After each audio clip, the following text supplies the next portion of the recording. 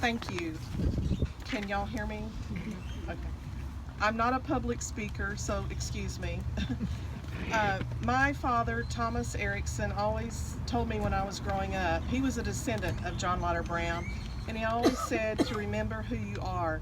And I really want to thank the Collin County Historical Commission and the Allen Heritage Guild and the City of Allen for allowing each of his descendants to come back to this place for us to remember who we are. Thank you so much. John Lotter Brown was born in 1838 in Kentucky, and he moved to Illinois. He died at this homestead at this point in 1913. His wife died 4 years later. They were both buried in the Allen Cemetery, and they associated closely with Allen.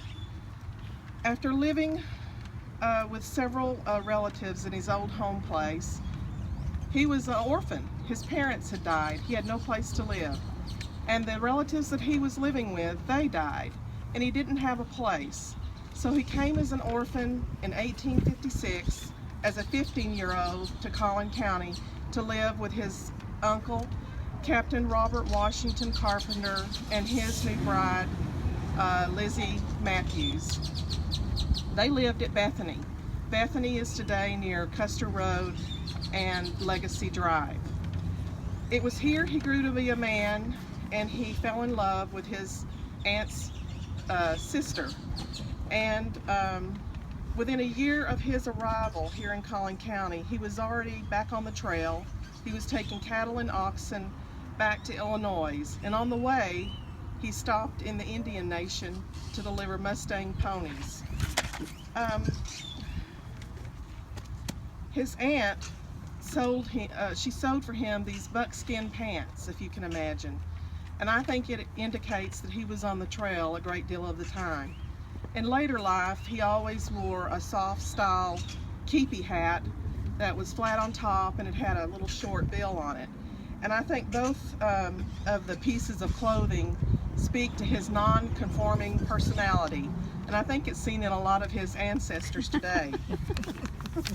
His cattle brand was the Double X, and the trail, being on the trail, allowed him to heal, and it also allowed him time to toughen up a bit in life. About the same time that he came to Texas, his 16-year-old future wife came to Bethany with her twice widowed mother and her siblings. They were coming to Bethany to join her half-sister, Elizabeth Carpenter, who was the wife of John Lotter Brown's uncle. They were also joining two other half-brothers, Benjamin Franklin Matthews, who was a Peters colonist who came in 1848, the earliest family member to come, and Owen Matthews. Owen Matthews lived just across the highway and up on the north side of Rowlett Creek in Allen. Both of the Susanna had two sisters, and they all kept diaries, and it's through them that we know all of this family's history. Susanna's diary told us about her overland trip from Kentucky to here. They faced harrowing floods in Arkansas and were surrounded by water. And then later in life, she kept a diary before her marriage, and it told about her preparations for marriage. The Browns married in 1868 after the Civil War, and John Lotter Brown was able to purchase immediately 723 acres from Daniel Rowlett. You got to remember, he came to Collin County with nothing. He had no inheritance. That to me is just incredible. And they had all this land, including this home site, but there was no house here. So the couple lived with another sister, Kate, and her husband, Clinton Haggard, in very far west Plano. That site that the Haggards lived in was called Collinswood. Collinswood is trying to be preserved today by the Plano preservationists. They were eventually able to complete their home here in 1870, and Brown was just able to envision things and build them.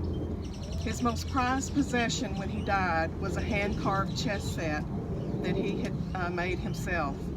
He made a loom for his aunt while he lived with her, and during the Civil War he bought her a sewing machine. And with that sewing machine, Mary Susanna Lunsford, his future wife, his aunt, and other family members sewed clothing and tents for the Civil War troops, which included their family members. And Susanna, our ancestor, organized a flag sewing. It's the first documented case of a flag sewn and given to the Civil War troops in Collin County. The Browns had association with Indians too, just like other families back in Allen, the early settlers. And in the fall of 1868, right after their marriage, the last cattle drive left Collin County, headed to market. There were 4,000 head of cattle. That's like double the size of a normal herd. And John Leiter this time didn't go. He stayed home because he was a newlywed. But they got to Indian territory and they were attacked by Indians. Some of the cattle were killed and they were stampeded. Word came back here to Collinwood and Bethany that all help was needed, and Susanna wrote in her diary, "Mr. Brown and Mr. Bush have gone after Indians." The family had one last encounter with Indians here at this site.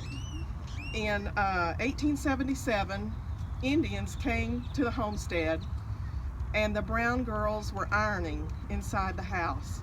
It was so hot that day they stripped down to their slips and they realized the Indians were looking through the window at them. I'm sure that was a long memory for those girls growing up. At this site, Brown built his homestead, a 2-story house with gingerbread style trim, and it was a very nice house for this area. The most unusual feature of the house was that it had a central hallway, and at the rear of that hallway it led to the dining room, and that rear hallway could be folded closed to close off the dining room. Another unusual feature of the house was they had no front porch. All they had was a stone walkway that led from the front gate to the front porch. It was surrounded with a canopy of trees. I'm sure it probably looked like a cottage at that time. And the children loved to play under this canopy of trees. A lot of them were pecan trees, and they picked the pecans. And some of those trees are still here today. They stand up in the Cinemark parking lot. His workshop was just southeast of the house. And then also southeast and more towards the hill was the barn. And the barn sat snug up close to the hill because there was a graded driveway that led up that hill to the second story of it. And that wagon could turn in there with the horses hitched to it. My brother said mules. And they could turn that wagon around inside that wagon, inside the second floor of that barn.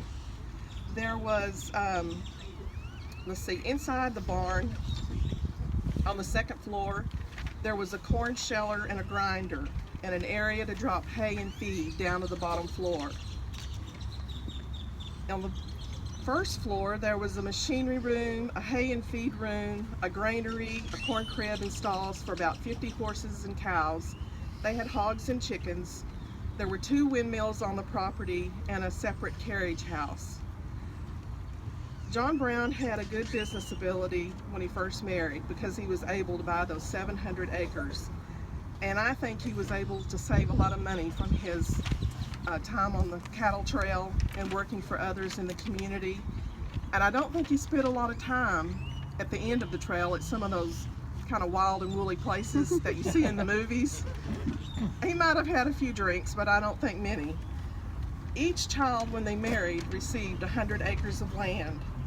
And my grandfather often spoke of his grandfather and said that he was the hardest working man that he knew, John and Susanna both. Susanna cooked for the railroad workers who lived and boarded with the family while the railroad was being put through. They were able to purchase more land, about 200 more acres, along Rowlett and Cottonwood Creek. And their land was both in Allen and Plano, so both cities claim John Leiter Brown. But I think he claims Allen because this is where his ancestors, or not his ancestors, but his descendants and his children raised their families.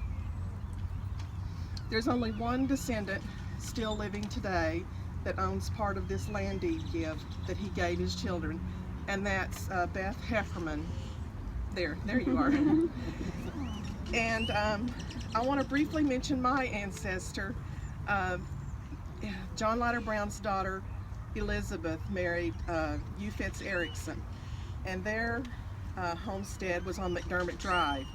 Their land is not in the family any longer, but it's still undeveloped. It's owned by Margaret McDermott.